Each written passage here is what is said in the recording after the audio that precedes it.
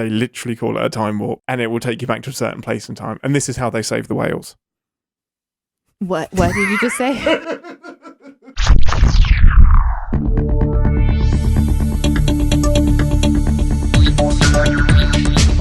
Captain's Pod, stardate 21003222.4. Hello and welcome aboard the Starship Enterprise, and thank you for joining us as we take a brief shore leave from the world of CinemaSins to explore the universe of Star Trek. I'm your Captain Ian Whittington, and with me, as always, is the stargazing ambassador, Deneé Hughes. I didn't interrupt you. You didn't. I can see you dying inside. How do you feel? I'm good, although I realize now that you had to take a gasping breath of air that when I do interrupt you, that gives you a chance to breathe. It's actually every week it's been really helpful for you to interrupt me. And then this week you're like, you're going to interrupt me, aren't you? Yeah. And I decided not to.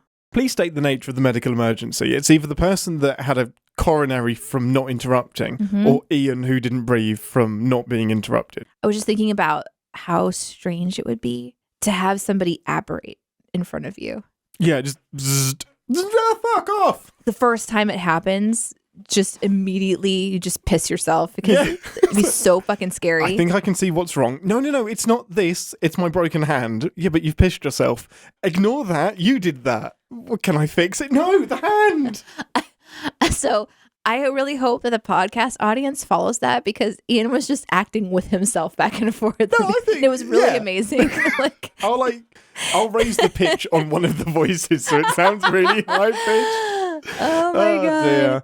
Well, this week the energy is still through the roof in excitement and giddiness for Picard. I can't believe I have to wait a week between episodes. Yeah. This is like living in the 90s. This is the worst. It's kind of great in a way, though. No, it just sucks. builds up. I'm getting really excited, too. I've actually been tweeting about Star Trek more, which is different for me. Yeah, you have. And I think Twitter is paying attention because now I'm getting, like, are you recommended getting sucked into tweets. Trek Twitter? Yeah. Well, there was this one tweet thread.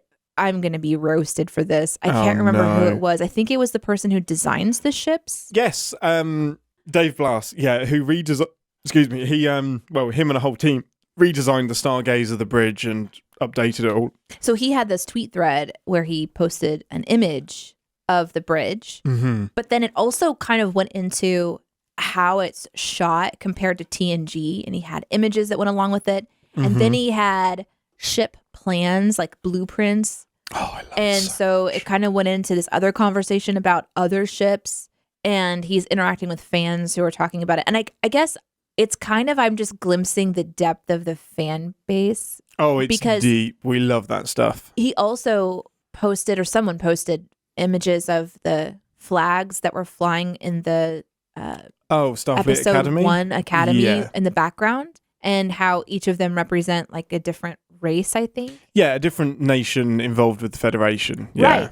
And so I'm like, oh yeah, of course It's they crazy. have flags. Yeah. But then all these details and that the fans like know these things. Oh yeah, I could pick out a good chunk of them. It's so much fun. Well, and even today, your wallet has a comm badge symbol on it, the Delta. And you were talking about how even the different symbols represent different things. And I think at one point, maybe I would have been intimidated by all of it. Like, I don't belong, but it's just really exciting to see the passion. And I'm kind of getting caught up in it because of Picard. Like, that ship is so pretty, and I just wanted to look at it, like, for a long time. They do such a great job of updating everything and keeping it modern, and it's just one of the, not to get into a Star Trek versus Star Wars debate, but it's one of the things I love about Star Trek is that it evolves a lot more than Star Wars. It has its inconsistencies, but it's more consistent than Star Wars. And it's a world that I feel really comfortable living in because it's so well established and there's so much to pull from and get cozy and comfortable with. Oh, yeah. Well, then you've got stuff to do between your Picard episodes. Because there's all these people that are having fun with it. And it's so great. And oh my God, I've almost been spoiled a few times, though, because... Stop it. Well, I was watching something on, I want to say, YouTube TV. I think I was watching RuPaul's Drag Race. And there was and I was skipping ahead. Like I always, when it gets to the commercials, I can just double tap and I start to skip through. Yeah. And when I was checking in on where I was in the episode, there was a flash of Picard. And I was like, Dang it. No, I see. can't see any of this. As soon as the episodes drop, there are 10 videos on YouTube saying everything you missed in Picard episode 2. Yeah, of course. Yeah, I haven't watched it yet. Of course I missed it. But yeah, no, it's great. It's a great fan base. It's so much fun to interact with that stuff on Twitter. And then just schematics. They always like release the blueprints of the ships. And somebody even asked where the toilet was, and there was on it's there. the most common question. Yeah, Really? like I know exactly where it is on the Enterprise D because you never see it. So the guy that designed it just said, well, it's that door that we never see them go into, but they must go into it to use the toilet. It's incredible. That's fun. It's incredible. Speaking of incredible things, Captain's Pod is going to have its first live show with an actual audience at SinWeek. There's going to be so much fun. So this is going to be during SinWeek, and all of our SinWeek stuff is at our CinemaSins Patreon.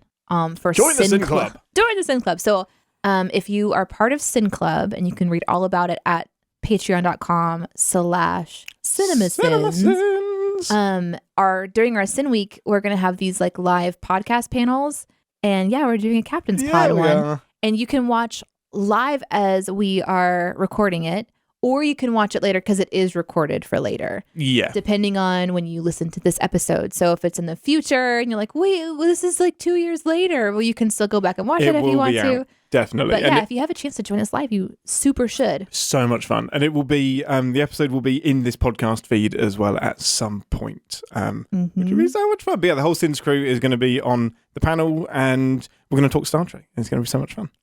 Yeah, it's amazing how much of the CinemaSins staff love Star Trek. Everyone could talk about Star Trek. It's great. It's been interesting because everyone's sort of like looking on like, wait, you too? Even Daniel, who's the newest person to join the team. He was just like, I loved it. I've seen everything other than the original series. And I was like, what? Wait, what? What do you mean everything? What? That's everything. That's amazing. Yeah, so please join us for that. We'll put a link in the description of the show. Yes, to good our plan. Thank you to the editor for remembering to do that. Ian, do it. Make it so. Right, on to this week's episode, though. We'll do really quick predictions and then get straight into it. The episode title is Penance, and we left Picard with a finger-clicking cue. Is it penance or parents? Penance. P-E-N. What did I say? Parents? I don't know. Penance. The microphone arm was blocking your mouth, so I couldn't tell you're exactly. Just getting got it. The Pirates of Penance. Oh, great. Perfect. So Penance. That sounds ominous. Penance is like paying your dues. Yeah. So that's really interesting. So we know that Picard is in an alternate timeline. We think Q has chucked them there for reasons. We don't know where the rest of the crew is. What do we think is going to happen? I don't know. I just looked up the word penance, though, so I can read the definition. Mm-hmm. It says voluntary self-punishment inflicted as an outward expression of repentance for having done wrong. Interesting. So if this is supposed to be something about Q, I mean, Picard didn't really do this to himself. Potentially, no. But maybe he will choose to do things to help save other people. Possibly. Based on the title? The interesting thing with Q is that the first episode of TNG, he put all of humanity on trial and used the crew of the Enterprise as the defense. And like a crew that has just got together. So immediately Picard has to defend the sins of 600 years of humanity and all of the violence and whatnot. So, and he has to, at the end of it, kind of admit, we're bad people, but we're getting there and we're improving, and this is the good stuff that we're doing. So Q will pop up again and again and again, and this is where the trial is never over comes from. Gotcha. He's always put humanity on trial. So I guess it's pretty much on brand with Q to say that this is voluntary when it's not. I was like, I know you don't have a choice, but I have a choice.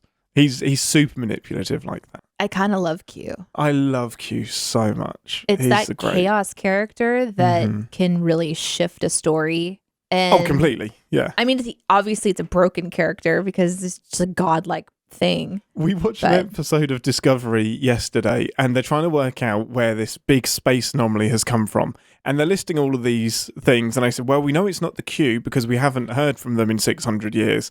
I was like, you just had to rule that out because everyone in the back seats is shouting, Q did it! It's Q!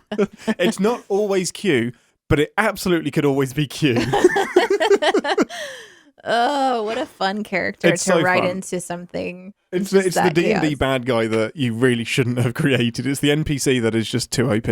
So I think the question is, how does Picard, like you said, meet up with the rest of the crew? What are we going to be looking at? I think they're pretty quickly going to tell us what timeline we're in, or give us some more clues as to what we're looking at. Because what did you say? You think that it's like an uninhabitable kind of. Yeah, one of my predictions was that Earth is now largely uninhabitable, and there are like domes and stuff, and that has forced Starfleet to militarize and to be like kind of martial law and stuff. And So Picard is going to need to get to a ship pretty quickly. oh no, right? you just really triggered me. Why? Because last season it took 4 episodes to get to a damn ship, and we just got the Stargazer, and now he doesn't have a ship again. It's brutal. It's like they have all these carrots and they just keep chucking them at us. Put it in They don't space. even dangle them; they just chuck them at us. Here, take a carrot. So I am really curious. I'm also curious if everyone has been separated and then they are also aware of what's going on, like Picard is, and then they're trying to find each other.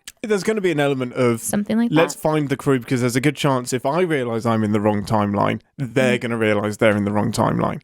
So, And are they all in the same wrong timeline, or are they I on their hope own so. individual timelines? This is where we had such a taste of like the show that I was craving. And I'm really hoping that we get back into that sweet spot. Yeah. Because last season it was a lot of they're together, they're broken up, they're together, they're broken up. And it was so much of that I really didn't get a chance to see everybody like be cohesive. That's my concern. And with these overarching stories that go season long, that can be the one of the issues. But I'm going to go in with high hopes. I'm excited to see Q do some more things, and yeah. I think I'm nervous too about just the seriousness of it because yeah, my goodness. there's a lot of they did dark things in season 1. They're doing some darker things in season 2. Obviously, the idea of penance, like that there's been these sins of the past that somebody has to pay for, and that we're going to be seeing like more of Picard's history, which gives us something to talk about because there's things I don't know. But it's also continuing to tear down this character that I've had in this like esteemed place for so long. Stop bringing down Picard. So yeah, I'm excited to see what's gonna happen. I'm ready to go watch it. Let's do it. Let's do it. With that, we will see you guys in 10 forward for a full debrief after we've watched season 2, episode 2 of Picard, Computer 2 to beam to that chateau in France underneath the hologram bubble thing. Is it a hologram bubble? Shield. There you go. Bzz.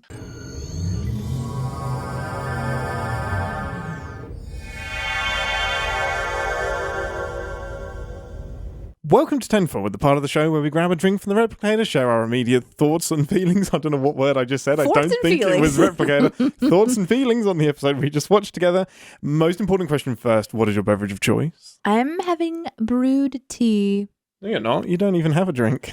It's right here. Oh, it's right there. You took a sip of I it. just drank from it. It's great. What's wrong with you? I'm drinking brewed tea. Are you like a captain from a different timeline that's suddenly come over into my timeline? Oh, no, it doesn't remember any of this, but yeah, that's me. You caught me out. Yeah. I don't know how I'm recording a show because in my timeline, we don't have a show because Star Trek is real and I'm very happy.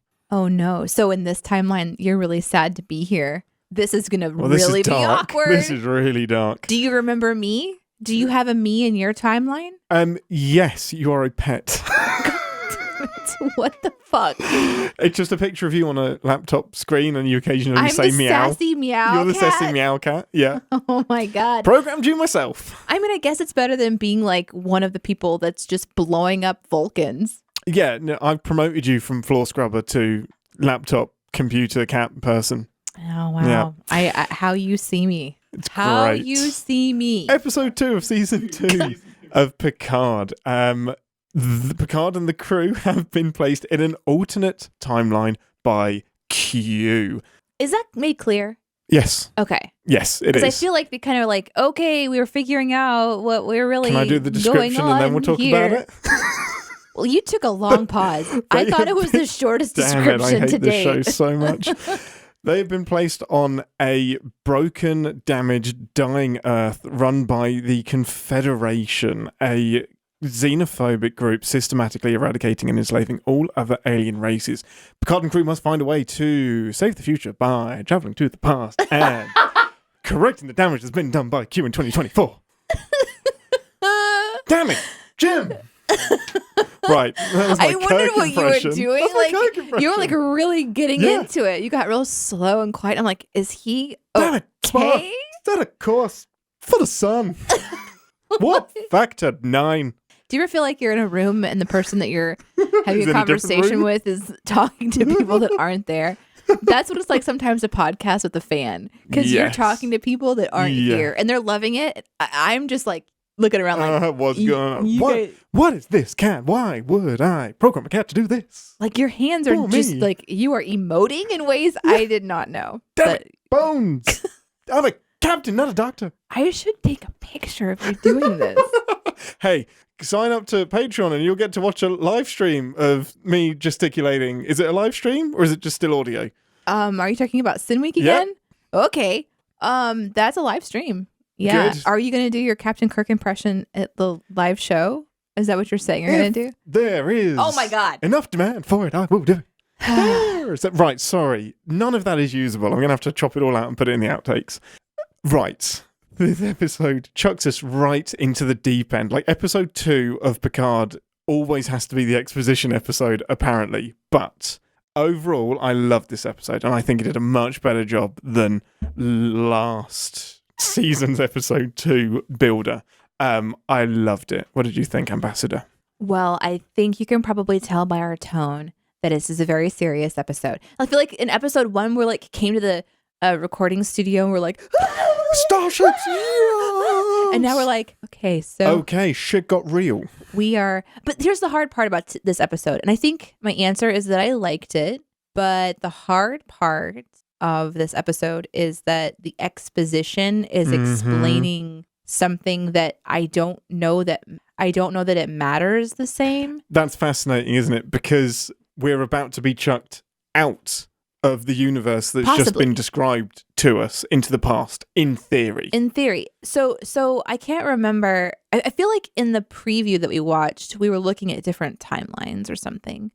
Yes. So No. Correct. So Because then- they're okay. driving. So then we're gonna make the assumption that episode 3 will be them jumping in time I would assume so. and yeah. then maybe messing up where they land and then having to figure out like. Yeah. So the hard part about what we just watched is that the exposition that we need is this plan to get out of their timeline. That's the exposition we need. Mm-hmm. But all of the story of this like dark Picard is sort of just an interesting like holodeck episode in a way. But there has to be a reason for them to want to change the past.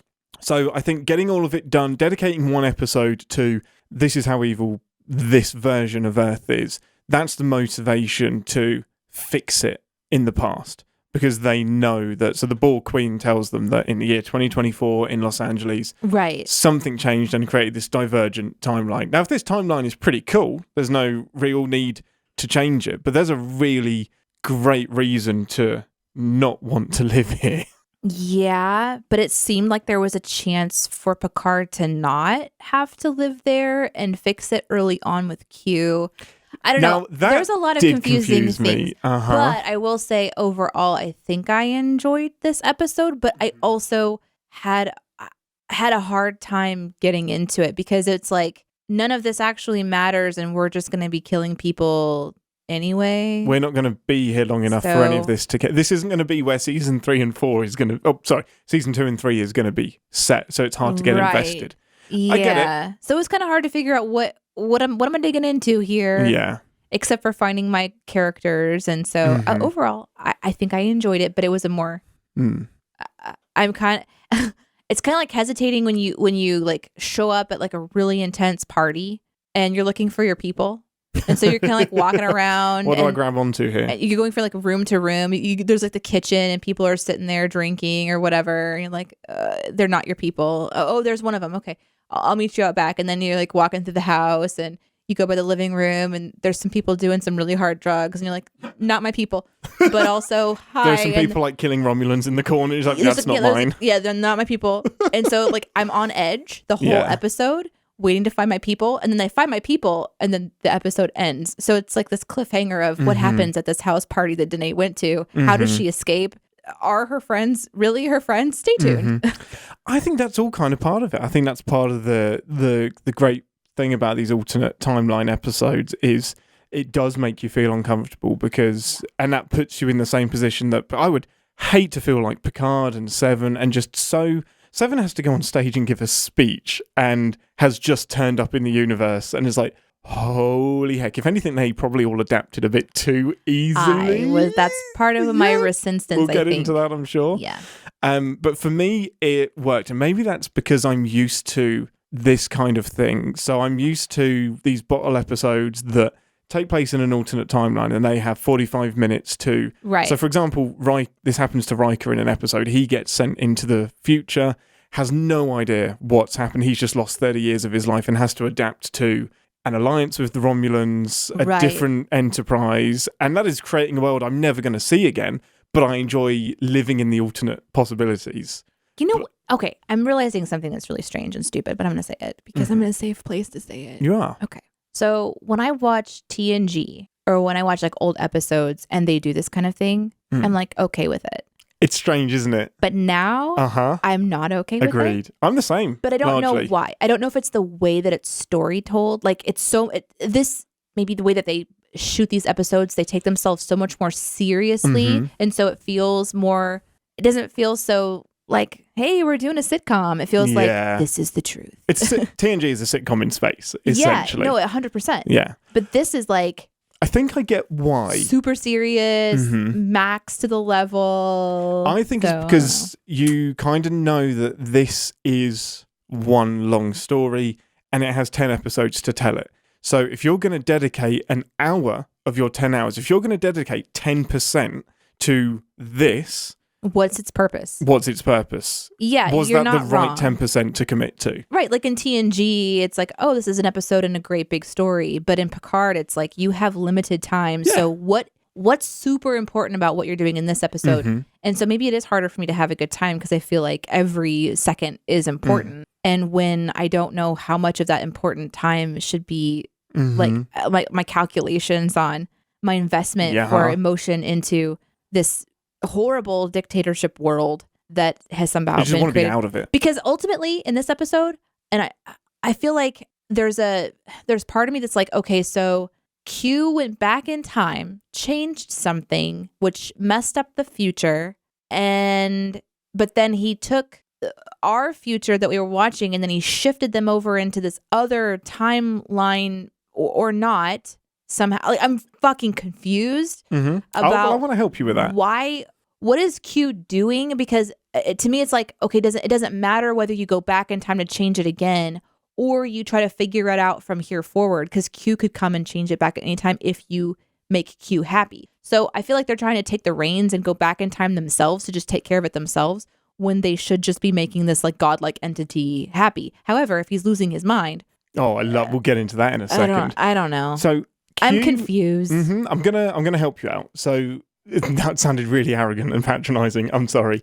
This is just me having a bigger familiarity with Q. So he never does anything to be petty. It seems like it, and he's very playful in all of the epides throughout. Not this one. TNG, not in this one. He straight up slaps Picard. He is broken in this episode, and I think that's extremely deliberate. But his eyes look crazy. They did, and I loved it. Like, they were bulging, and I was I have not seen this Q. John Delancey is killing it. I wrote it down. I was like, his eyes are freaking me out because they're just like so good. 3D. I've only seen him that angry once before, and I will explain that. Q is always, it's for his entertainment, but it's also to kind of show his intelligence and how he knows better. So humanity has been his plaything. Because deep down he knows that they are good, but he also knows that humanity is arrogant as well. Like, we're always reach for the stars and we can do all of that. And he wants to put us back in our place. And Picard is the personification of that. Okay, but so then he goes back in time and then makes it worse on purpose and then brings them over to make them fix a mess that he made himself. So there's more to it this time because I think he is unwell and I think he's either gone insane or something's happened. But I think the point he's trying to make is that the thing that he changed, I think, is going to be so small and so tiny so that he can say you're not that great. All I had to do was knock over this chair and it sent Earth on a spiral down to here. So stop being so high and mighty. You're not better than everyone else. But what about our people say that they're high and mighty? Like, the people that we just left seem to be pretty well grounded in their reality. The reality he created might be really imbalanced in that way. So, but I guess throughout all of like Star Trek history, humans have been the peace bringers. And that's a great thing, but it's a bit arrogant to think that we know what peace looks like and it's on us to unify the galaxy. And we're always the self-righteous ones that are like, this is unfair, but it's because we stopped needing food, we stopped needing fuel, we found humans have some of the most advanced technology in the galaxy. And I think what Q is saying is that you're just one coin flip away from being the opposite, and just he always wants Picard to be aware of that they have the capacity to be shitheads as well. And I don't know why, really. I think it's just Q likes to fuck with people. There is that. But there is an element of Q, there's something wrong with Q here. And John Delancey's performance was so freaking good. There were so many great Q lines, such an awesome intensity to how this is a Q that I really recognised, but just unhinged. And that's scary because he has so much power. Listen, when you can make a snap look as angry as he did. How angry is like Thanos, take note, because that was great. Intense. Like we had to rewind just a little bit, so we got to see the super angry snap twice. His cheeks shook from the anger. Oh, so angry. He was very upset. And it's very rare that anybody gets under him. The only other time I've seen him close is when he meets Guinan on the Enterprise, and we find out that they've met before. And he immediately turns from Joker to, Picard, get that woman off your ship. She is dangerous, and I am not friends with her. And she neuters his powers somehow. Interesting that Guinan was in episode 1. I have predictions. But that's the only other time I've seen him close. Otherwise, he's always in control. And even if he gets bested by the humans, and it's never about being bested because he can just snap his fingers and do it all again. But for him, if he keeps doing that, everyone may as well just sit back and do nothing. I was like, it's pointless. Yeah, and that's why I feel he wants his toys to play. Maybe that's part of what I'm feeling is like, well, then this is pointless for me to have opinions because it doesn't matter if I'm trying to figure something out or not. I'm just gonna have to sit back and watch him play, which I already feel about the writers. Yeah. So I don't need a character in my story doing the same thing. I think you have to trust that. I totally get that, but you have to trust that if there wasn't a chance to win, Q would know that nobody would bother playing. There has to be, if he wants his toys to play and do what he wants them to do, there has to be a payoff at the end. So he has to play by the rules as well. Which we don't know. But we don't know. But there's always that element of, he can swoop in, snap his fingers and fix it all at any moment. So it's hard for me to be worried that Elnor is on the floor dying. Picard could get shot. Like, what's my investment? Q could swoop in, snap his fingers and fix it all. Yeah. That's the problem with game-breaking characters like Q. Yeah. Because at the end of this episode, I sit back, I'm like, I don't know what to care about, so I guess I'll just wait until episode 3, because I kind of don't care about what happened in episode 2. It's interesting to look at a future or reality or whatever where Picard was this like horrible general. Yeah. And maybe it's interesting to see the one chair that had to fall over to make that decision happen, as you point out. But it's not like... It's going to need to be. It's not my show. It's not my people. And... I'll have to just kind of turn that part off to enjoy whatever they show me. Yeah, no, I do agree with that, because the beauty of TNG is living in utopia, living in the future, living in this really comfortable space that has conflict in it. Now we're back to sitting in a really dark place that I don't want to be in this. No. If this was 10 episodes of this tyranny, I wouldn't want to watch that. To me, we have enough of that. I don't need it on TV as well. I totally get that. Yeah. So are we going to go scene by scene? Yeah, we can go scene by scene. So I think we've covered off Q a lot. I loved how brutal he was. I want to know what is wrong with him. I want to know what's breaking Q. And the fact that Picard picked up on it so quickly, and that spawns the angry click. Oh, man, I hope we see a lot of Q on It was screen. confusing, but I loved the writing of it. Like, everything that Q said was really... like poetic, and it seemed like there was just all this nuance to it, and I kind of wanted to write down, every single line. Yeah, show them a world of their own making, and they ask you what you have done. Like, yeah, but So when Q says, kind of in this like offhanded way, like, I'm showing you a world that you guys made, and then you ask me what I did. Yeah, But it is what he did. Like, if he fucked with something, he did do it. Oh, you didn't have to fuck with much, I think is the point. Is like, oh, I did this one thing. You did this. You started killing people. But it wasn't Picard that did it. It was. No. It's this universe's Picard. And I think the point is that Picard could be one bad experience in his childhood away from this happening to shape him. So it's that nurture versus nature thing. Yeah, he names like two or three different episodes of Star Trek as well, which was just beautiful. So when Picard is like, go on, you have a thought. Well, I just remember something else that Q said that was confusing in that like first part. I don't know if now's the time to talk about it or not. No, go for it. He said, I intervened and I really must see Jean-Luc, so I sought out the explosion. What does that mean? Oh, it's basically follow the chaos and you'll find Picard. Okay. It's not actually how he found Picard. Q is omnipotent. He knows where everything is at every second. Okay. So he could have found Picard at any point in his life, but for some reason chose that moment. And I'm hoping we find out why that moment is important. Other than we haven't had Star Trek TNG on screens for 30 years, because that's the actual reason. Okay. And then there's like the mystery of what he meant when he said like changing all ways except the one that matters. This sort of like like he's alluding to something that Picard could go and address instead of this dictator reality that we're in. That's what's that? Picard refused to do. Q said that he's got the answer and you have to do something. And then Picard is like, I refuse to play ball. I'm not going to do it. We don't know what that is. Yeah, I'd love to know. Okay, well, maybe. So apparently there's something he can choose to do in this universe, but I Does it have to do with love? Does it have to do with Beverly? Well, stay tuned. My very first note was the previouslys on. It was like, previously on Picard relationships. Like, they just did a summary of all of the arguments, and I was like, God damn it. Yeah. Stop. I get that's what this season is going to be about. Enough already. So in that scene, too, they're in Picard's new space. We see all these skulls. Chateau. The skulls are great, aren't they? That was super interesting. As dark as it is, obviously. Like to see the spoils of this general's. Oh, it's like the super sick general too. There's some great Easter eggs in there as well. So I spotted a Ferengi skull, Cardassian, Klingon, and obviously we get told about a Vulcan skull. So the Klingon skull is named, and that's a big character in Deep Space Nine that's an ally, but is obviously a bad guy. Not a bad guy. He's probably still a good guy, but the Federation is bad. So it's nice to hear Martok's name. And then Sarek, which is Spock's dad. And Picard and Sarek have a really close relationship. So it was just some nice little nods to TNG that were fun to hear.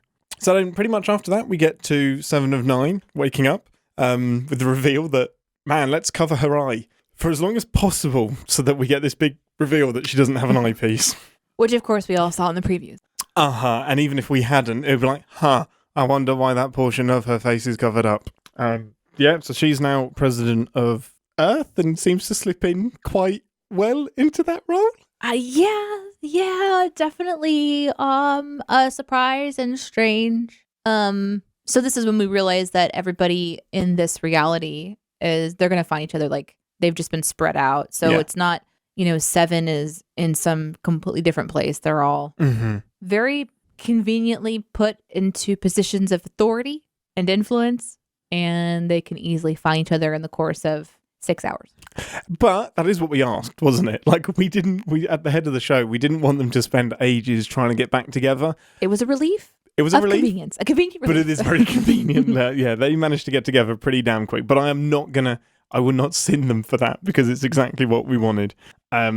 It did make me laugh when we go to Agnes, and Agnes is like, well, you're hot and married, and yet I seem to be alone, like desperately alone in every timeline of every universe. Man, I know we're going to skip to Agnes in a minute, but she was on fire this episode. She was great. She's so good. Well, I mean, we can talk about her now because 7 is shocked that she's human, is president. Has some authority. Glances at some, stuff going on that day and seems to just be able to absorb a lot of really important information. And keep her shit together. Quickly, yeah. Yeah. But yeah, Agnes was just, again, she was us. She was the audience. Just like making she was amazing. She saved this episode. Observations. For me, she was my favorite part of this episode. Tell me what you loved. there's I thought you could have written down all of her lines. the speech that she kind of gives to explain away the husband. It was like watching the mind of a genius put together all these pieces quickly and just be able to throw it out. And the actor who plays Agnes is just, it was like peak performance Agnes. It shows her crazy and her like self-awareness humor, her self-deprecating humor. Sometimes it's like a little bit too much, like she's too aware that she's in a TV show or something, you know? Completely. She literally says like, I'm either in this or alternate mirror universe timeline where everything is evil. And I was like, did you get the script? Which is kind of, and I like that. I think that we needed that break in the intensity. But yeah, it was, I don't know, it was just what I needed because it was such a serious episode. And it's like, oh, everything is dark, everything is twisted, everything is confusing, everything is everything. And then you've got Agnes. She's beautiful. In this bright room, you know, I almost didn't care that there was so many convenient things happening. She even like points out herself, like, I guess we're just assuming I know how to do these things. And so she goes over and she gets the Borg out, you know. I guess I have the authority to do this. Yeah. Yeah. And I don't know, there was an element of her that was relieving to me. And I didn't mind that everybody had to come together conveniently. Like, you know, Rios is bringing his ship in and he has a ship that takes them out, and that everything is kind of working together seamlessly. I didn't mind that because I didn't care about the world that we were in enough to, like, it was like, let's get the guys back together again. Again. And I'm really hoping Rios gets more to do because at the minute he's hanging out in orbit like he has been for all of last season. Yeah. And it doesn't feel like they're using him very much, or Elnor for that matter. Still. Which, hello, confusing experience. Oh my goodness. Why is Elnor, he was on a completely different ship. What do you mean? Like, why is he pulled into this timeline? Like, how did Q choose how did the Elnor people and Agnes to move? Get there? Yeah. Well, at least not Agnes was on the ship. Rafi? Yeah, Rafi wasn't on the ship. Or was she? No, I don't think so. Honestly, don't remember. No. But if Elnor's there, then why isn't Soji? Was the actor just like not able to come and play? Well, from the previews, we know she's in this series. Why would Q choose Elnor to bring over? Who knows? Because we need the cast. Do we know? But why don't we have Soji? The reason. I know. Yeah, agreed. Yeah, I'd rather have Soji. Sorry, Elnor. If we have options, like bring Soji in because she's really a fantastic character that we barely really got a chance to see really come into her own. You know, I don't know. Again, I think part of it is that the cast is too big for a 10-episode run. And what, you want to tell the big story and do like character growth and stuff. But you can't say that and then have episodes like last season where we're also bringing back all these other big names too. Because we obviously can do it. It just means that they kind of sit more in the background. I don't know. Yeah. Elnor was confusing. Like, why are you here? You weren't even on the ship, number one. And number two, you're a prisoner. You're not even like quote unquote on the Confederation side. So now we have to make it make sense that you're in on these private conversations, which doesn't. They make it make sense by Captain, like, or what is it? General Picard says you can take them in there, and like they just kind of like fumble their way through all of that. But like he straight up murders people, it, like cuts people's throat, and Picard is shooting people on stage. It's like none of the people around them seem to matter. Like, so the lives of these people in this timeline don't matter to you. It's the lives, they don't exist. Which they're not real. Just helps. It confuses me even further. Like, are we trying to save this? They're as not invested as you are. Are we trying to save this timeline or not? No, because we're going to go back in time. But you don't know if you're going to go back in time. So now you've just completely taken away your power as president, general, and all these different positions of authority where you could have made a speech and changed the future from where you are. But now you're just straight up killing people. Why are you pouting? Why are you pouting? No, you're right. You're absolutely right. But I really love this episode. No, I shouldn't because have. I don't like it as much? No, you make valid points. You can tell what the writers are doing because of the decisions that are being made. Like, as soon as Elnor starts beating up and killing, like, quote unquote, our people or whatever, you're like, oh, we don't care about anybody here, which means we're not staying here. Yeah.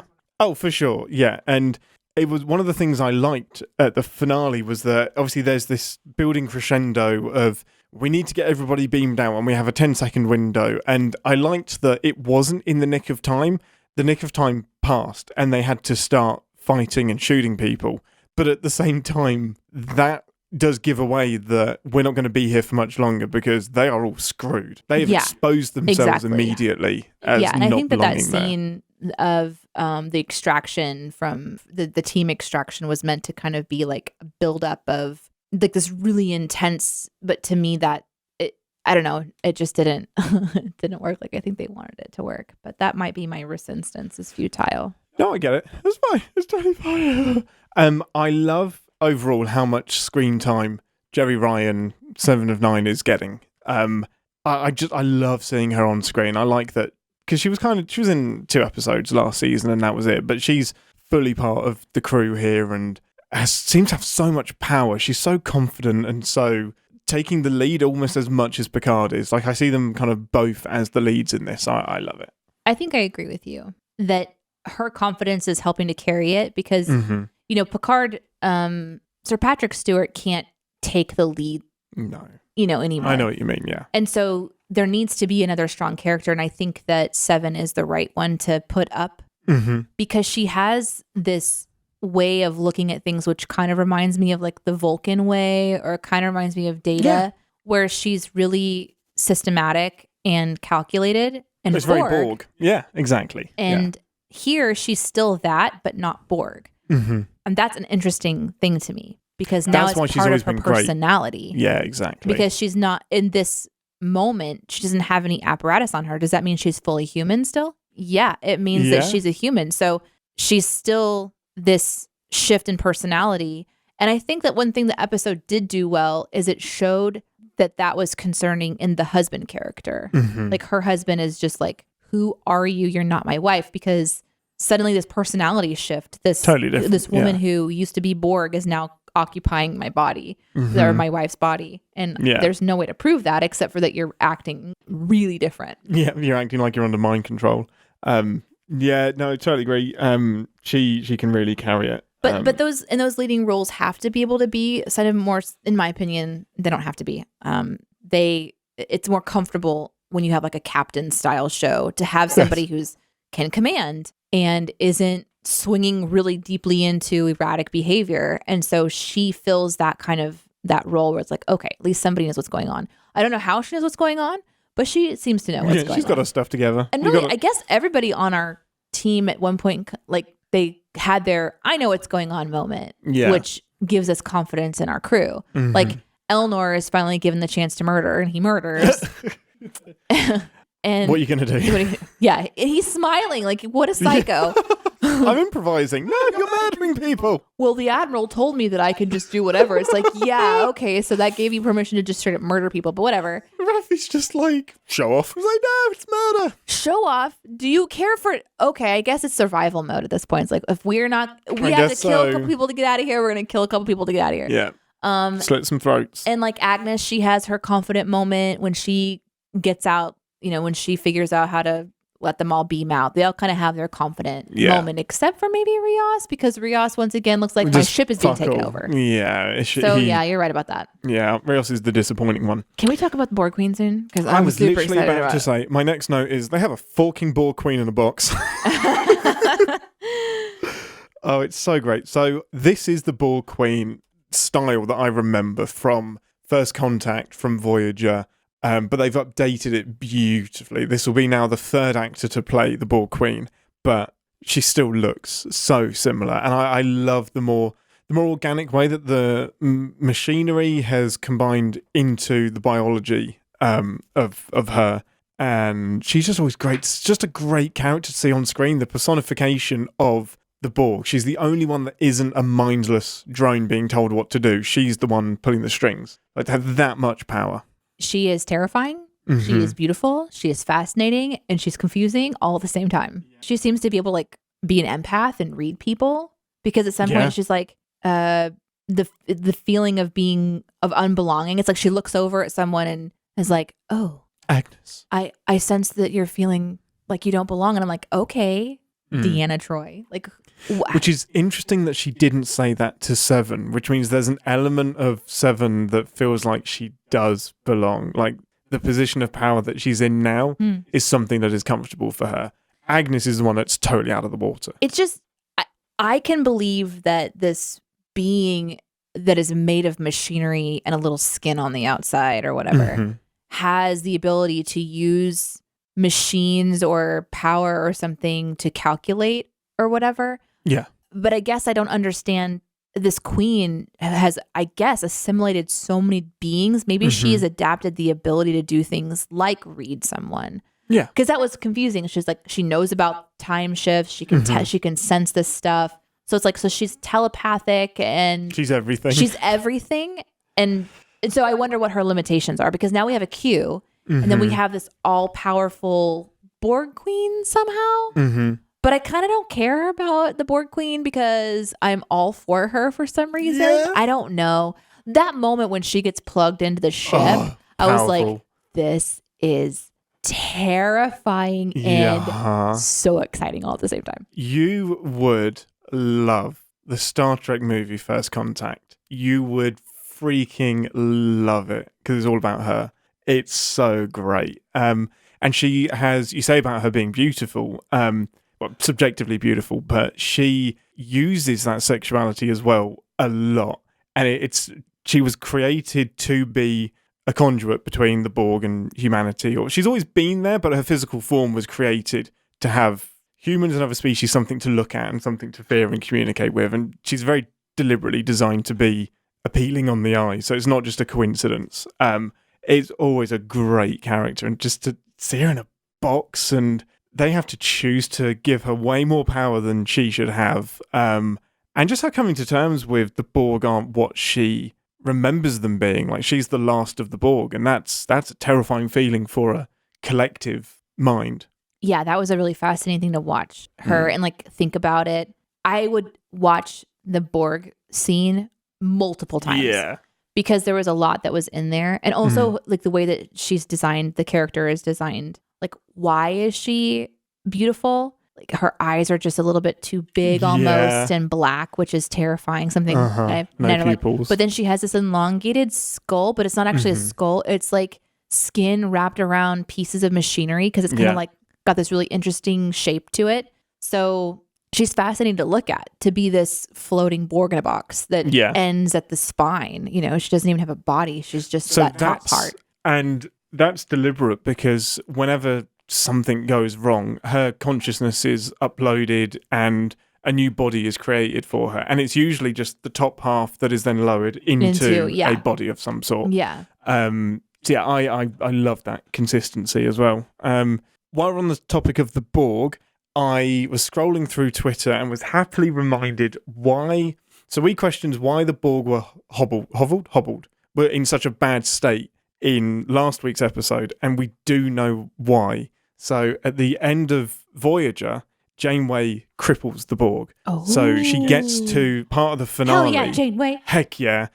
She's using the Borg tunnels, basically, to get Voyager home. And spoilers for a finale from 25 years ago, but she doesn't just want to use the tunnels, she wants to destroy them. And this is where all of the Borg ships are made. This is one of their big hubs. And she manages to completely blow it up. So that has crippled the Borg's ability to get to the Alpha Quadrant, where all of us are, and also just destroyed a ton of their ships as well. So it's taking this amount of time to rebuild the Borg and get back over here. It's also an interesting correlation between the episode 1 and 2, where in both they give the Borg access to a ship. There's like this little kind of wink and nod. Say it, love the Borg Queen. I do hope we get to see more of her. I hope that she's recurring throughout the season. It's such a smart move to bring her back. She's great.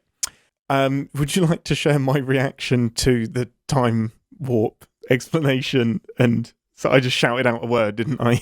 Oh, yeah. Yeah, there was this wonderful moment when Picard was explaining different ways to time travel, like different options. And I hear Ian go, Sunshine! And I was like, what was that? And then like 2 seconds later, he said, and then there's the slingshot. And I was like, oh, he just totally threw that out beforehand. So, okay, oddly, in my life, this happens when Justin watches baseball stuff. Like, he will be watching, something will happen on screen, and Justin will say something like, this hasn't happened since just such and such baseball game, and blah, blah, blah, and this was the year, and this is the person.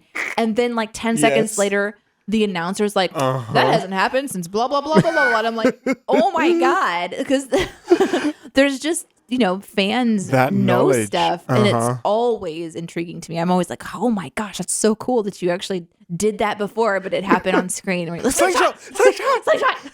Talk about Kirk. And they did. They did. Of course, we couldn't hear it because you were squealing like a fanboy. Squealing like a little boy. So happy. Yeah, I mean, there's a few ways that they do time travel in Star Trek. The Borg have the ability to do it, but it's very, very power consuming, so they can't do it a lot.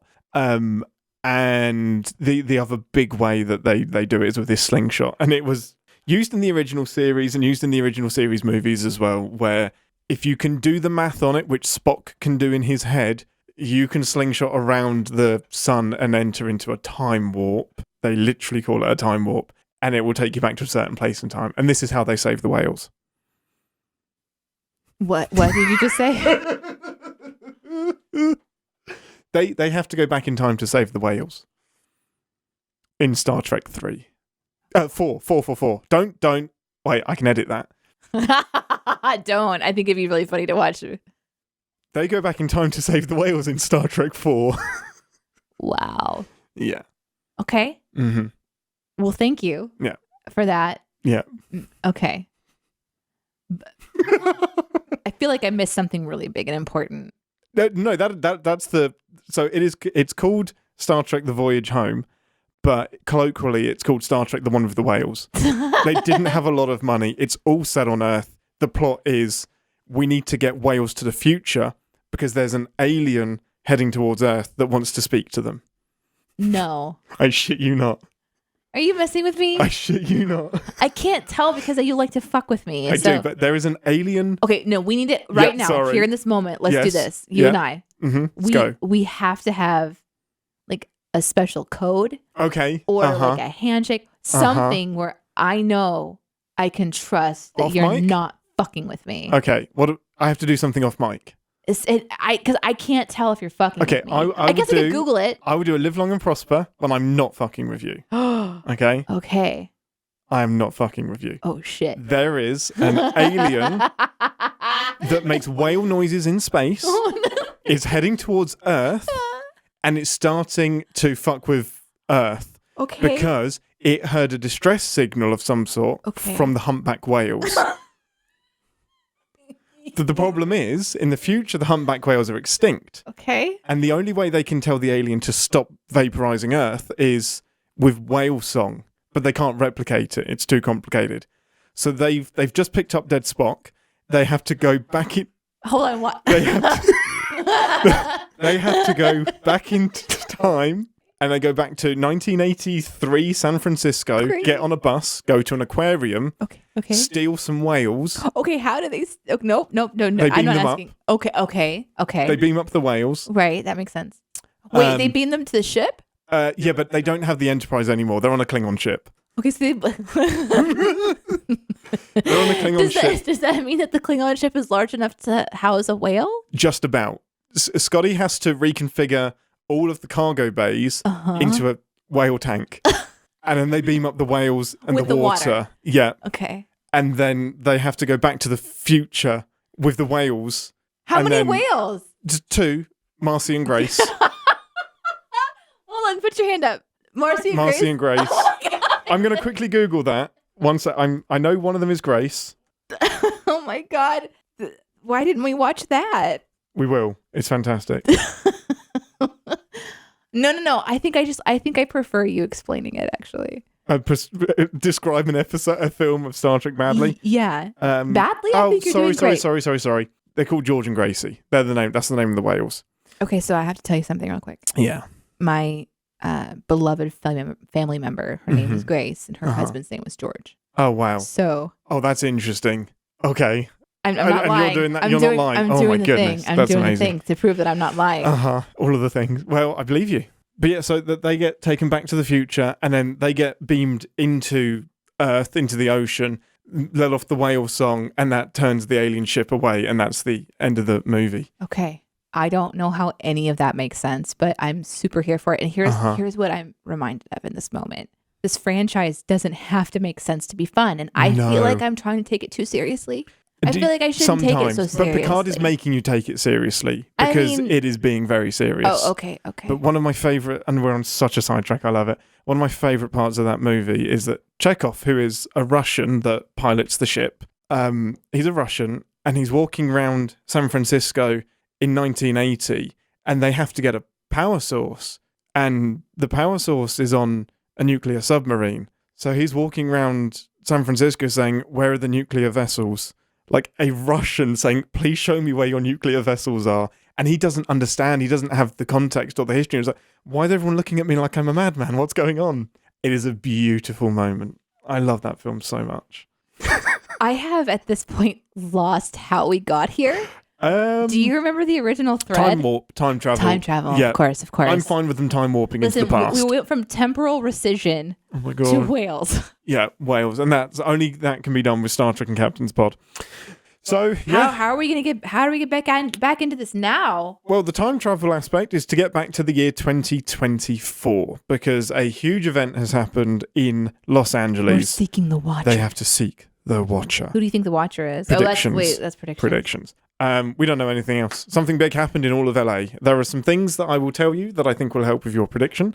We know that during this time there was some civil unrest called the Bell Riots.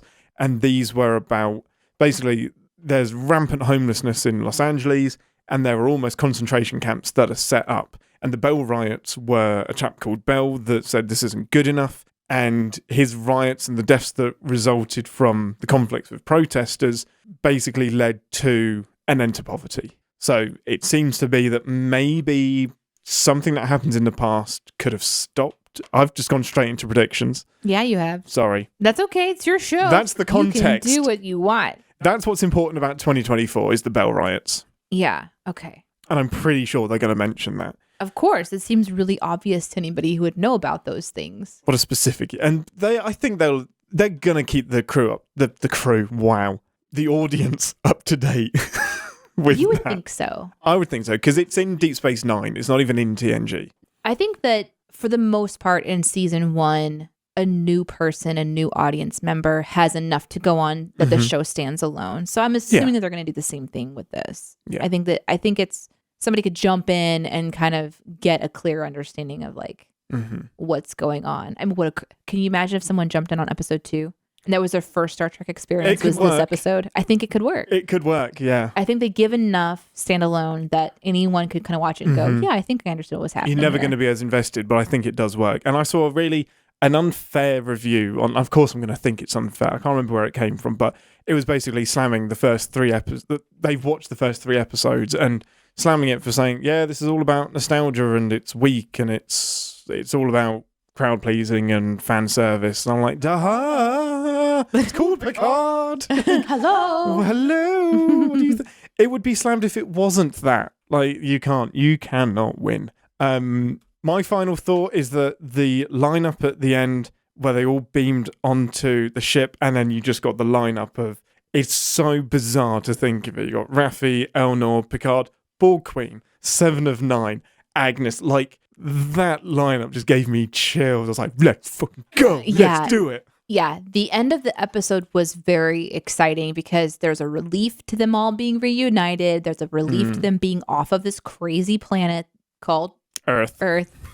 Not Jupiter. And then there's a little bit of a twist that some other people were able to beam onto their ship without permission, which we kind of saw even that happen in episode 1 as well. So that's just really interesting parallels that they're doing. But I agree with what you said. Elnor down, not really concerned. There's a couple people on the ship. It'll be fine. The last kind of line of the show, being, I wonder what they'll say on the trophy, the head, like the plaque on the head of your trophy. It's like the nameplate on your trophy because they're going to mount his head somewhere. Oh, his skull. I can't remember the words. Obviously, that was a very confusing way for me. I think it's like the nameplate on his skull. Yeah, and it was trophy skull. Killed while rescuing a Borg. End of episode. Yeah. Bum bum bum bum bum bum bum. This is another. Are they going to get out of this one? Oh, they will. Who knows? They just will. I guess they're going to kill some people, or they're going to bring them along for the journey, and then we have 3 new crew members. We won't. No, there's not a chance. No. Although that actor looks really familiar. The guy that plays Seven's husband, he was fantastic. Yeah, he was great. He was the right amount of rightfully suspicious, and like, we got to keep our eye on that guy. And then he shows up and kills somebody. Heck yeah. Anything else? No, I think that's it. That's taken through the episode for me. I guess there was one more thing that I think I wrote down was the name of Bad Picard's ship. Oh, the World Razor? Was the World Razor. Yeah. That was pretty cool. I guess the Enterprise doesn't really sound right for a warship, doesn't it? Nope. Yeah. Cool. Okay, with that, it's time to head to engineering for ReSInstance's Futile.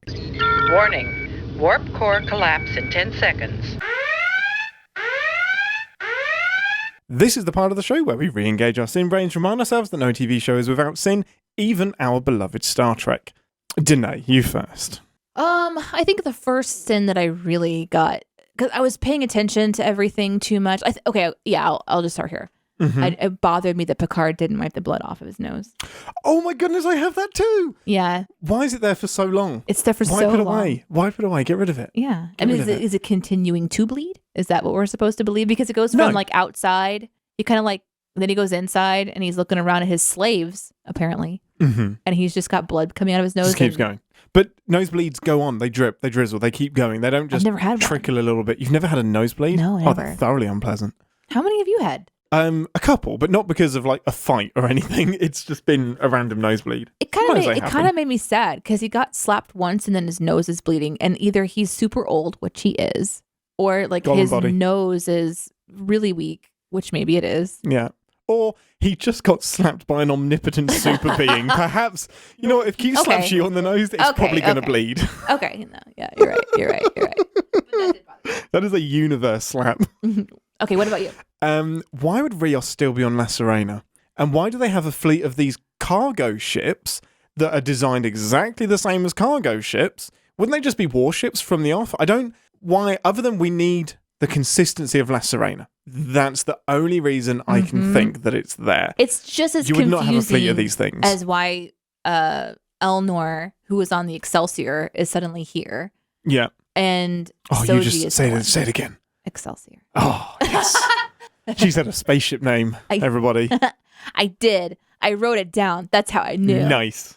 Yeah. That was I didn't point out that confusion, but you're right, because he wasn't even on that ship. No, he was not. And and Q put him in a fight for the Vulcan planet, right? Like he's like out there fighting someplace completely different. Yeah, he could have easily been disoriented and dead. To show us that there's bad shit going down because we're killing Vulcans. Mm-hmm. Well, I mean, Agnes sums it up herself when she says, everything is the same, but slightly different. I was like, yeah, no, we know that's how the Mirror Universe episodes go. You saying it in universe is even worse. Yeah. The thing that I sinned about that scene is that he's in the middle of a battle. Yeah. Why is he not wearing a seatbelt? Oh my god! Still with the seatbelts, inertial dampeners. But listen, but then why is he on the floor? Because he just got snapped into the. Don't look at me like that.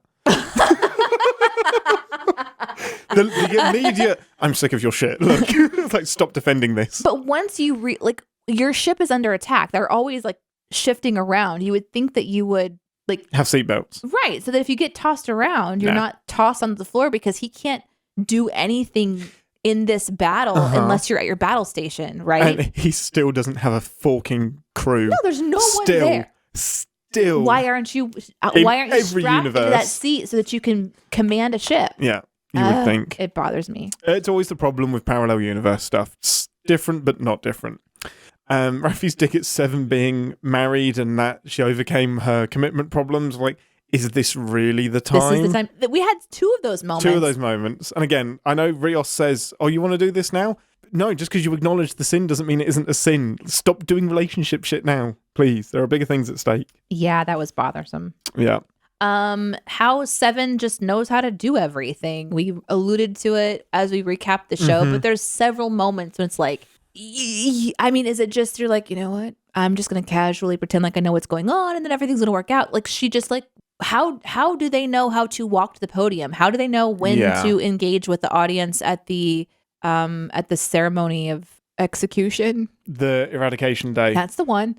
You know, she walks to the podium, she reads something, she pushes some stuff on the screen. I guess maybe it's just like press here, maybe is the prompt on the screen somehow, and she knows. Oh, I guess so, yeah. But technology is always like that. Yeah. Even like alien technology. Like even in the one that we watched. It's everywhere. It's in every show. You got the frozen Romulan ship, and they're all on the Romulan ship, but they all know how to use the control panels, even though it's all in Romulan. Yeah, I just watched a Red Notice, and like he's flying a ship that's in Russian. It's like you just make it work. You just have to make it work somehow. Put all the switches up, and that's okay to a certain degree because you can just be like, all right, well, that's just that. But how she interacts with her world in general, and the confidence with which she and Picard, really everybody, just kind of like, oh yeah, this is just what we're doing now. It was really confusing. I do wonder if it was deliberate. Like you've alluded to how she's probably going to end up being the Borg Queen. Is there just something in her that is comfortable with command and comfortable with being in the lead? So maybe that's a little bit of fake it till you make it. Well, the Borg Queen syndrome. I think because she called her like a little teacup, and that like in every time I've seen you, you're you don't belong. Yeah. And I don't know, maybe not. I'm not sure, but I think I would try to sin like, oh, isn't it nice that you knew that to do that somehow? Oh, it would definitely get sinned. Yeah. It is some bullshit that Raffi doesn't know who Q is. Picard has to explain to Raffi who Q of the Q is. Elnor knew. Elnor fucking knew. And I know he read the biography, but Q is like, if she knows what the Borg are, she knows what the Q is. Like, the Q are taught at the academy. That was a question for Elnor to have. Exactly. That would have been perfect. Or, I don't know. To be, everybody in the Star Trek universe should know who Q is. They should know us. And anybody close to Picard should, because he's the first one to have met them. So I didn't buy it. And I think that's where the failing of needing a character that takes the place of the audience fell over. Because it's like, well... It should be Elnor. Oh, it should be Elnor. That should be the fish out of water person that we're relating to should be Elnor for sure. Yeah, absolutely. If there's one reason to bring him in, it is for that person. Yeah. Like to be like, what is going on? on? Out of society completely. Why was I in Okinawa? Yeah. Why am I here? Part of the resistance or whatever.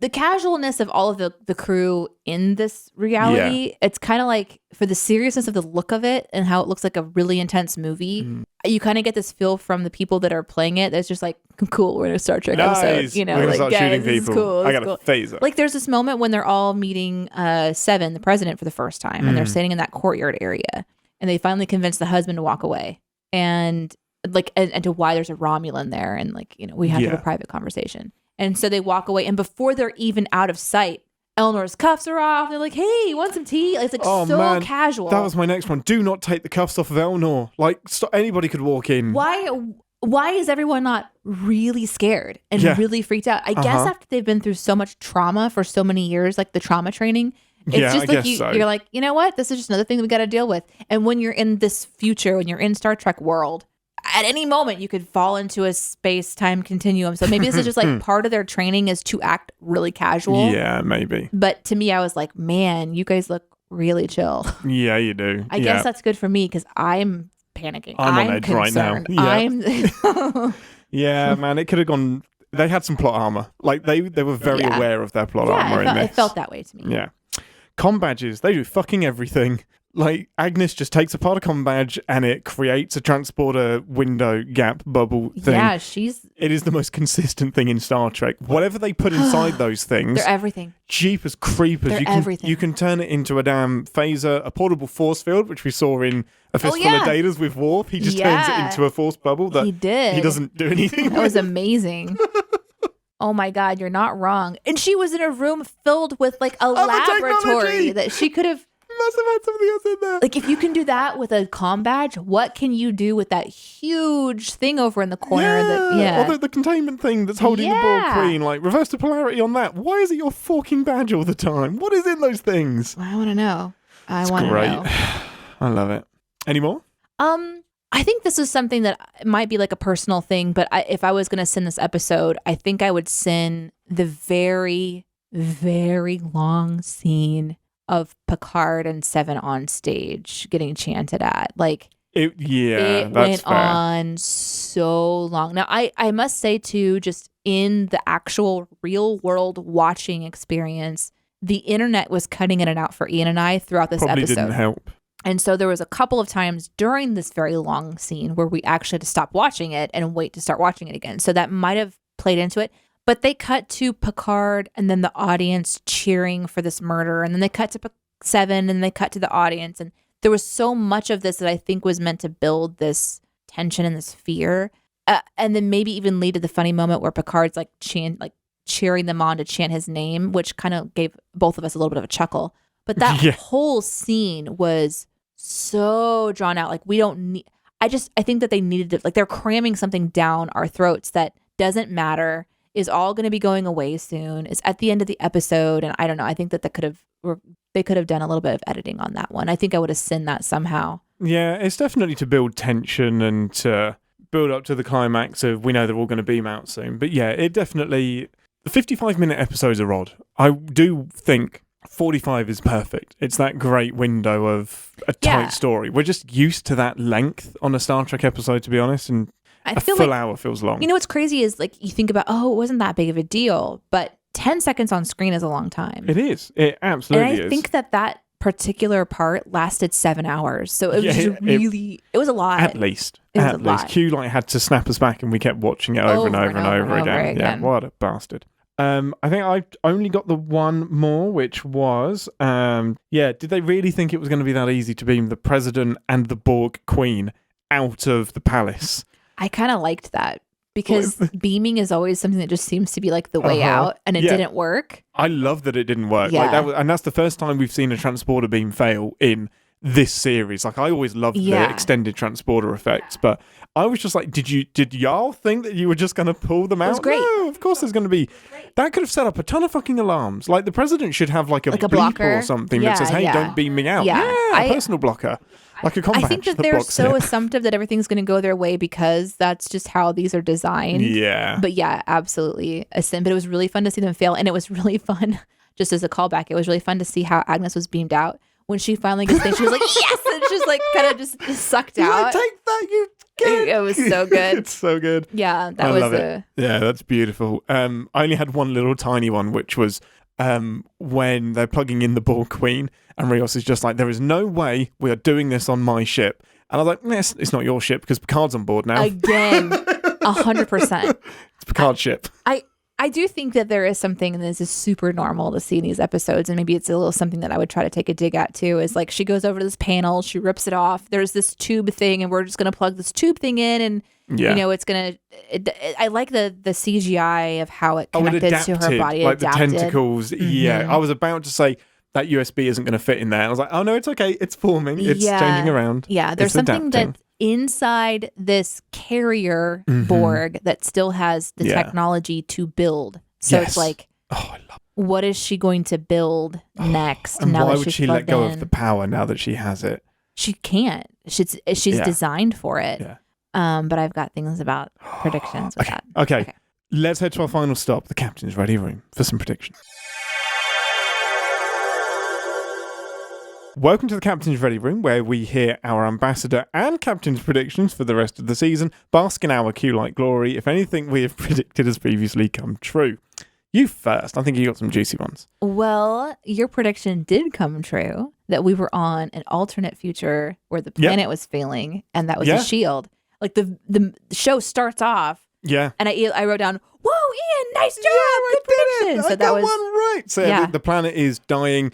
The atmosphere, we've continued to pollute it. The atmosphere is gone. And I think that force field is specifically to replace the ozone layer that we have entirely depleted. So, it wasn't a supernova. It wasn't a solar flare or anything like that, but it was rampant industrialization. Yeah, which was a really great assumption on your part. Thank you. Great prediction, Captain. Thanks, Ambassador. My big prediction is made more confident by something you said during the recording of this episode. So you said that the Borg can work with time, but it requires a lot of power. And I had already written down this prediction that the Borg Queen is doing something to help this time rift. So the future, like what we're watching, is connected. So something about the Borg has given them the ability to see both of these realities happening. Ooh. So the Borg Queen on our ship in the future with the Stargazer Oh. She's using the Oh, power from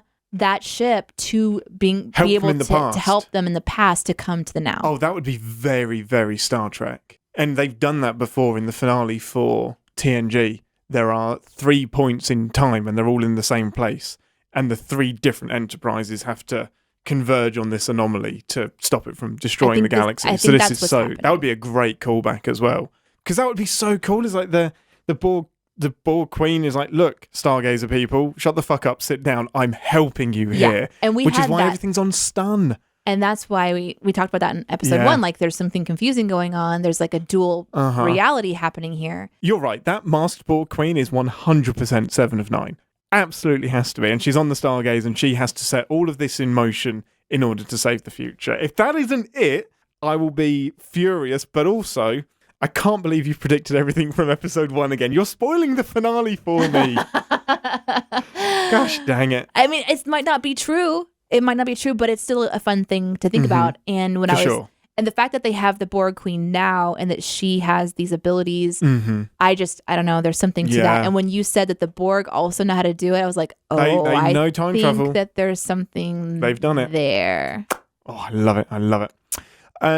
This was a big one for me, and you'd be forgiven for missing it because it goes by kind of quick. It's what does Q want Picard to apologize for? What is the penance? Like, what are we missing? Like, one of my favorite lines was Q says, "Oh, I could tell you what's going on, but you're far too intelligent to listen." Oh, it's such a damning compliment, isn't it? It's so great.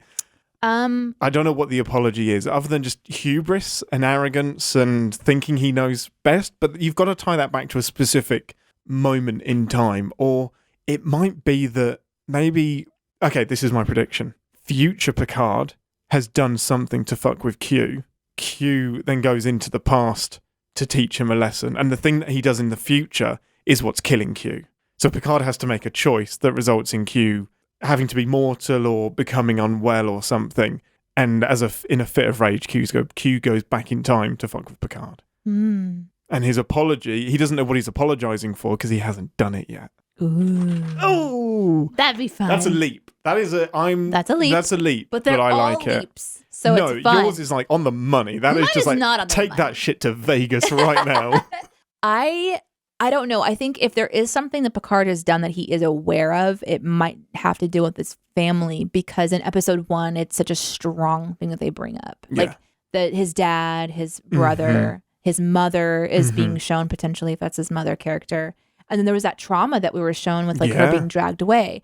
So he probably feels responsible for her death. Maybe he feels responsible for something that happened and he made a choice early on. And we saw a little Picard running around in the trailer. So I think that there's going to be, if there's something that he is aware of that he doesn't want to go back to and relive, it's probably something to do with family trauma. Yeah, it's got to be. I don't know how we're going to get to that. I do like that this episode didn't have 16 years ago. There wasn't any flashbacks. We stayed very much in the moment. We weren't distracted going backwards and forwards. So I think they've set up the mystery and they'll feed it to us when they're ready. They don't feel obligated to rehash, retell, drip feed us too much. I prefer it that way. I like it. I can zero in on what's happening in the here and now and not have to break my little brain. But yeah, that's my prediction for that. I didn't have anything else really this episode. I mean, I think about like the things that we're going to be seeing going forward and just like we can kind of make assumptions that because they've got the tension with the various relationships between Rafi and Seven and Agnes and Riaz, that we can easily predict that they're going to continue those kinds of plays on relationships. And those are kind of easier assumptions to make. But I don't have any other big ones yet. Well, there's 2 other things we need to predict, I think. Watcher. The Watcher. Who or what is the Watcher? Now, there's an obtuse reference. There's a species called the Watchers, and they're an offshoot of Vulcans that were in one episode of TNG that Picard interacted with them, but they don't do anything special, really. They're just caveman Vulcans, to be honest, but nothing is ever a coincidence, really. It could be Guinan, because she's the listener. I do think that it's interesting that we've got this watch thing, because eyes are always apparent. There's eyes in a lot of the imagery that we've seen. And if it's something I know from Star Trek canon, I'm going to kick myself for not guessing what it is. I'm hoping it's something I don't know about. But the Watcher just... something there that's niggling in the back of my head that I can't get. Well, you have a week to kind of noodle on it, and we can always talk about it at the top of episode 3 if you've got an idea in your mind. But there is something. So the idea here is that somehow the Borg Queen has looked into the past and seen this moment when something happened to change timeline, and somehow also knows their name. Which is another reason why I'm like, okay, Borg Queen has so much power. What? How are you doing that? Like, you're giving a very specific clue that is just nebulous enough, you know? I was shocked by that. I was like, oh shit, we've got a date. We've got a date. We've got a place. Tuesday the 23rd of February. The Watcher. 2024. It's like, oh, great.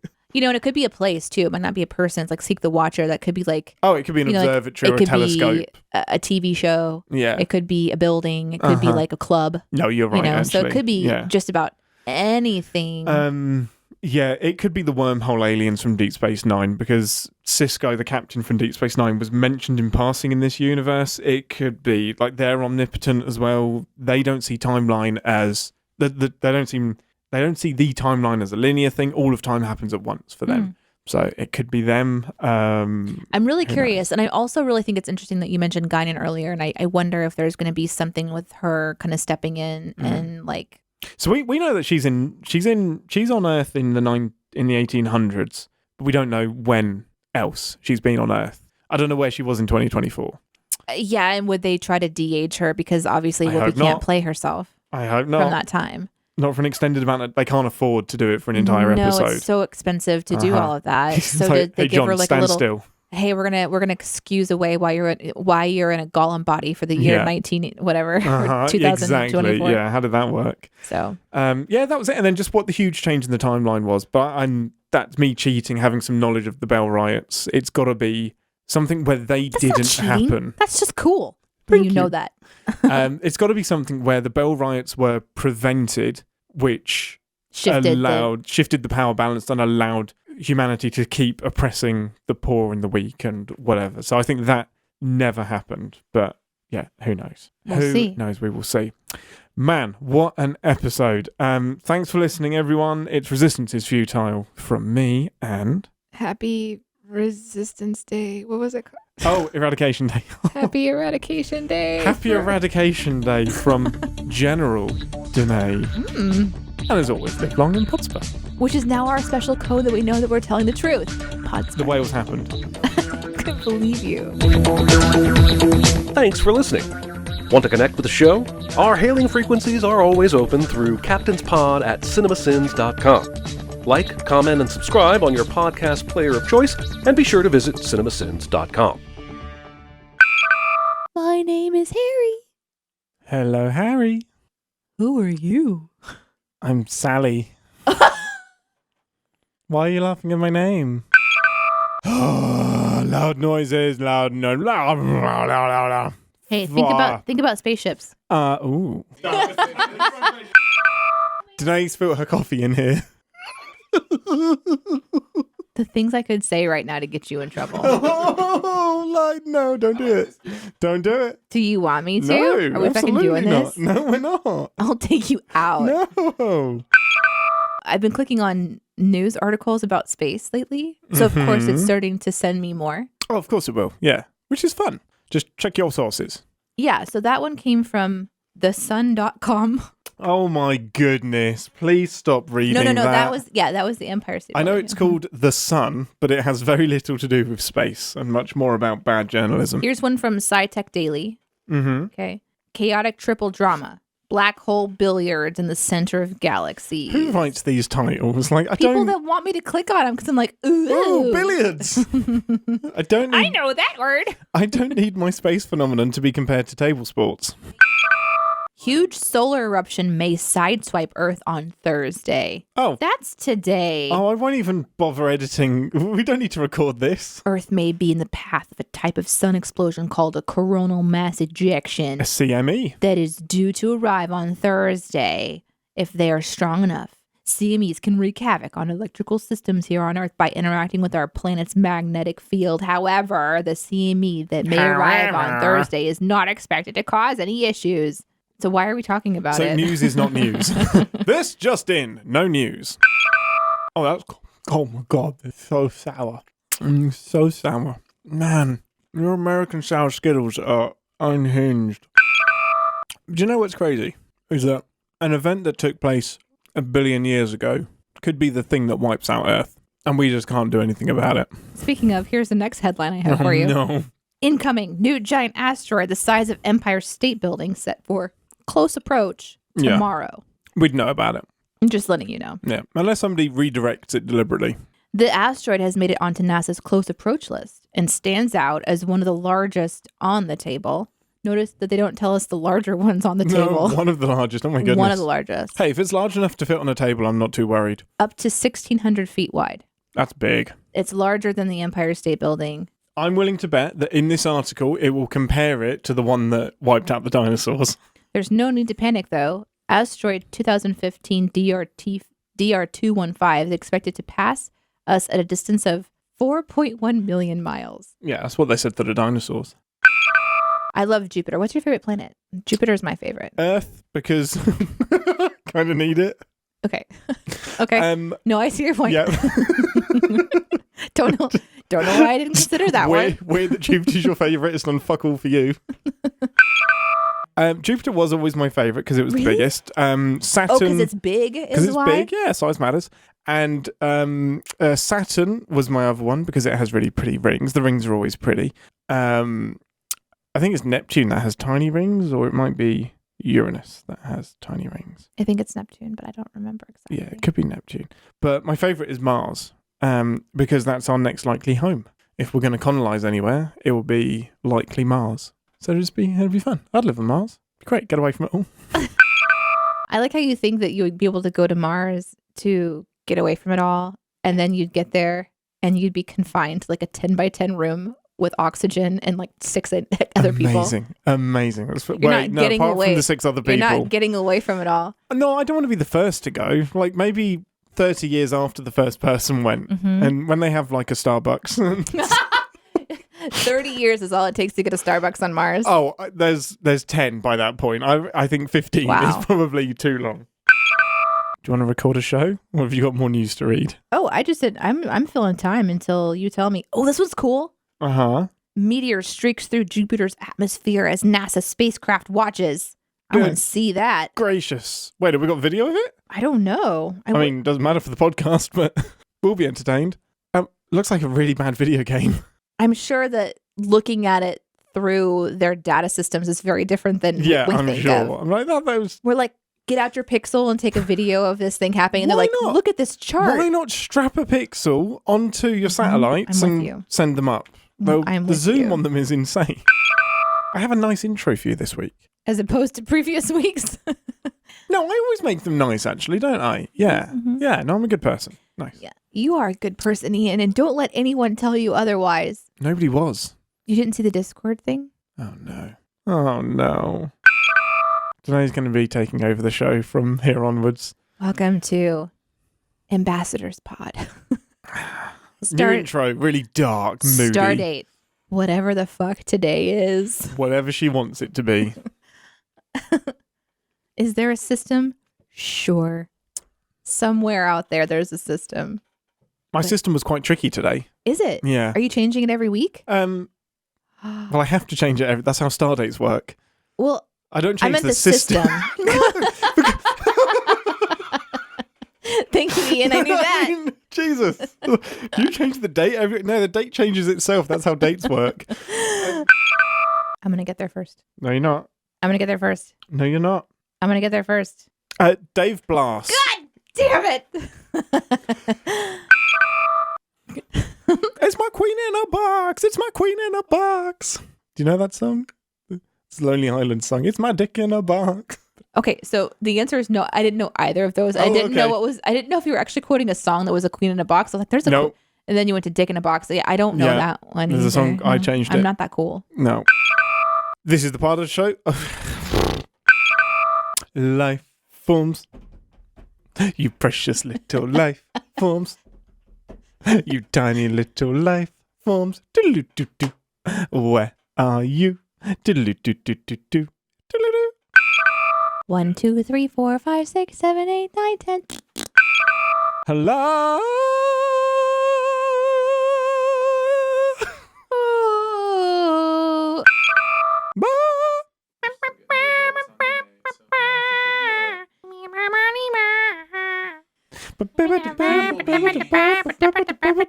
Bye.